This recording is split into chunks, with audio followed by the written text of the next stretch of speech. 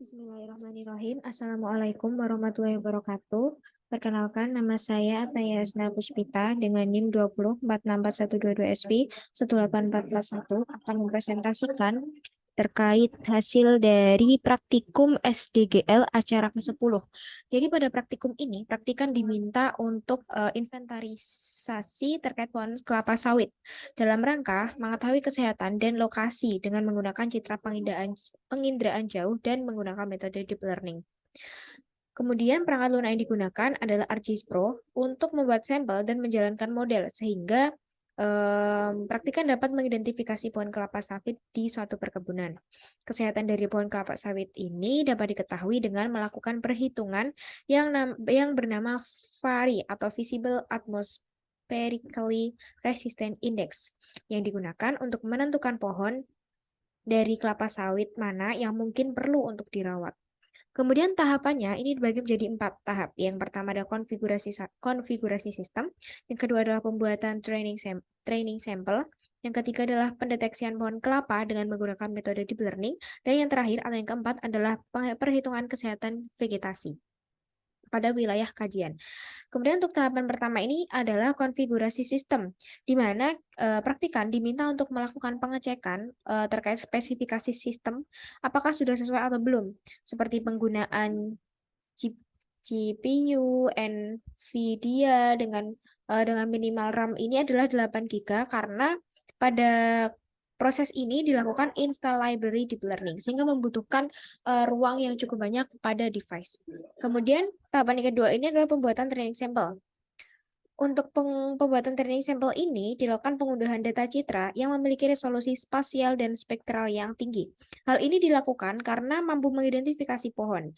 Jadi praktikan pada praktikum ini menggunakan wilayah kajian yaitu Columbia, Tonga.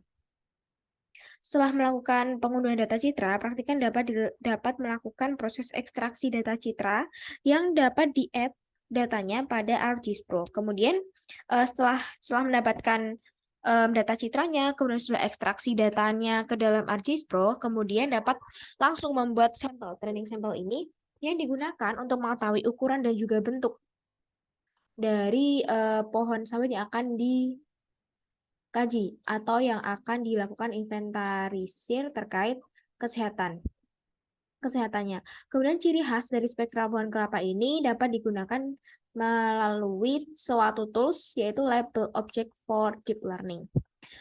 Tahap terakhir yaitu pada tahapan pembuatan training sampel yaitu yang pastinya adalah membuat training sampel yaitu memastikan terlebih dahulu sebelum melakukan konversi dengan membuat image chips terlebih dahulu menggunakan tools export training data for deep learning.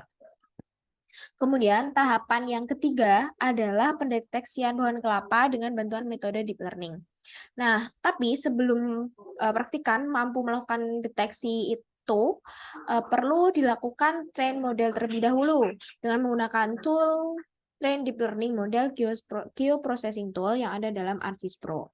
Kemudian dapat melakukan deteksi pohon kelapa, yaitu deteksi objek menjadi proses yang biasanya memerlukan beberapa pengujian agar mendapatkan hasil terbaik. Meskipun itu nanti datanya akan sangat besar, tapi itu ada hasil yang terbaik. Selanjutnya adalah klasifikasi fitur, yaitu proses intensif dari GPU, dan dapat memakan waktu yang cukup lama karena tadi seperti yang sudah saya katakan bahwa datanya itu adalah besar. Jadi ini tergantung dari device masing-masing juga yang mampu memproses data tersebut. Kemudian melakukan refine detected features dengan menggunakan tools non-maximum suppression untuk menyempurnakan fiturnya. Tahapan yang terakhir adalah berupa melakukan penghitungan indeks kesehatan vegetasi, yaitu VARI, Visible Atmospherically Resistant Index, yang mampu dikembangkan sebagai ukuran tidak langsung indeks luas daun dan juga fraksi vegetasi. Jadi untuk melakukan perhitungan ini hanya dengan menggunakan nilai pantulan dari panjang gelombang tampak.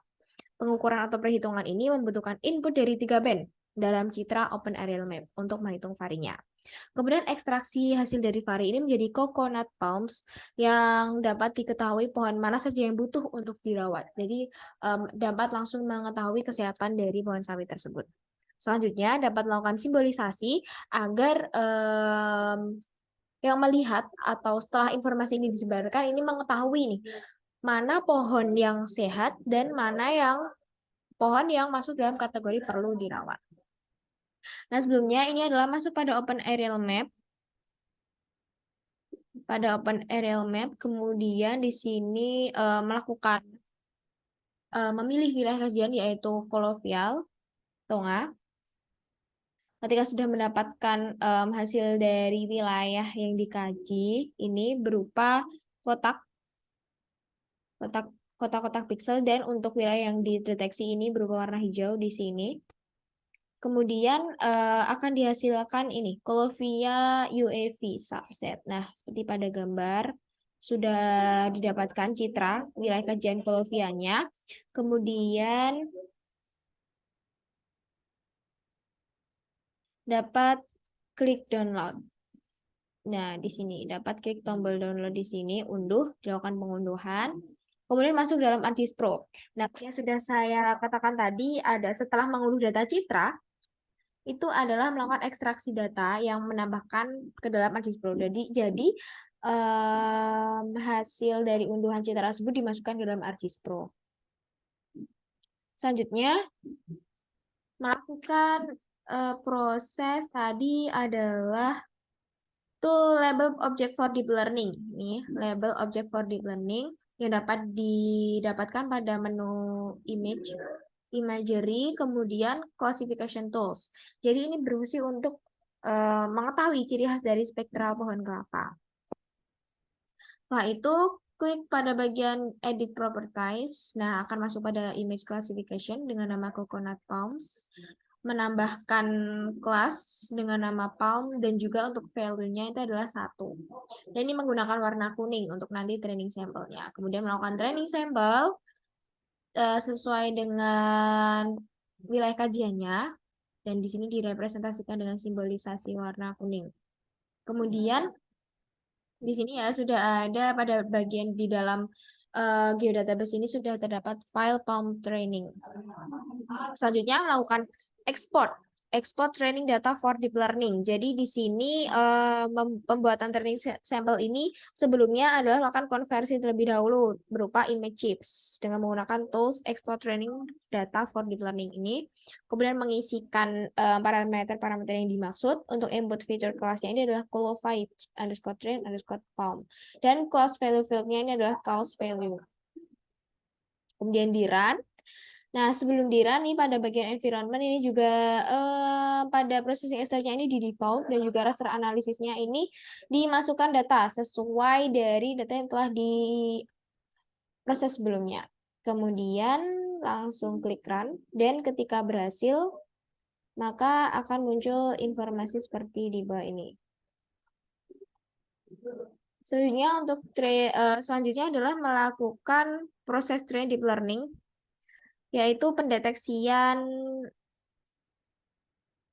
sebelum melakukan pendeteksian pohon kelapa dengan deep learning. Jadi harus melakukan training deep learning dahulu. Untuk inputnya ini image chips yang tadi sudah diolah. Kemudian untuk output modelnya adalah classify palms, jadi mengklasifikasikan pohon sawitnya. Untuk model type-nya adalah single shoot detector atau object detection. Pada bagian environment-nya ini di default, kemudian processor type-nya adalah GPU. Nah, setelah selesai ini juga akan muncul setelah di run dan berhasil akan muncul notifikasinya ada pada bagian bawah. Kemudian selanjutnya adalah melakukan proses detect object using deep learning. Jadi melakukan pendeteksian objek menggunakan metode deep learning. Untuk input rasternya sama seperti sebelumnya, yaitu raster dari Colovia Tonga. Mengisikan parameter-parameternya pada bagian environment juga untuk raster analisis dan juga prosesor time-nya dari GPU. Kemudian di run dan hasilnya akan ini detected palms. Ini akan muncul hasilnya. Nah, ini kan sudah terdapat untuk poligon ya, simbolisasi poligon berwarna cyan. Nah, ini jika di zoom akan muncul untuk hasil dari pendeteksian pohon sawitnya. Kemudian pada bagian melakukan raster function, ini pada bagian imagery. dan memilih band aritmetik. Nah, band aritmetik ini yang sudah saya bilang sebelumnya bahwa menggunakan 3 band. 3 band. Melakukan input 3 band dari citra Open Aerial Map ini dalam penghitungan vari. Di sini menambahkan band indeksnya dengan metode vari dan rasternya adalah raster dari wilayah kajian. Nah, hasilnya akan didapatkan hasil seperti pada gambar. Kemudian melihat standard deviation-nya ini pada raster layer, ada appearance, stretch type. Ini adalah standard deviation terkait grafiknya. Selanjutnya adalah feature to point. Jadi melakukan konversi terlebih dahulu feature to point, yaitu pada pendeteksian palm tadi kan poligon tipe datanya. Kemudian untuk outputnya ini dilakukan titik berupa titik. Jadi menggunakan feature to point konversi format. Nah, kemudian akan didapatkan hasil titik-titik seperti pada gambar terkait pendeteksian pohon sawit. Lalu melakukan pairwise buffer, melakukan buffer untuk mengetahui jarak dari titik-titik yang telah didapatkan dan jaraknya adalah 3 meter dengan metode planar. Nah, ketika di zoom maka akan mendapatkan hasil untuk pendeteksian objek seperti pada gambar yang telah dilakukan buffer dengan jarak 3 meter. Kemudian melakukan juga zonal statistic stable. Ini untuk menghasilkan data tabelnya, data angkanya pada atribut tabel.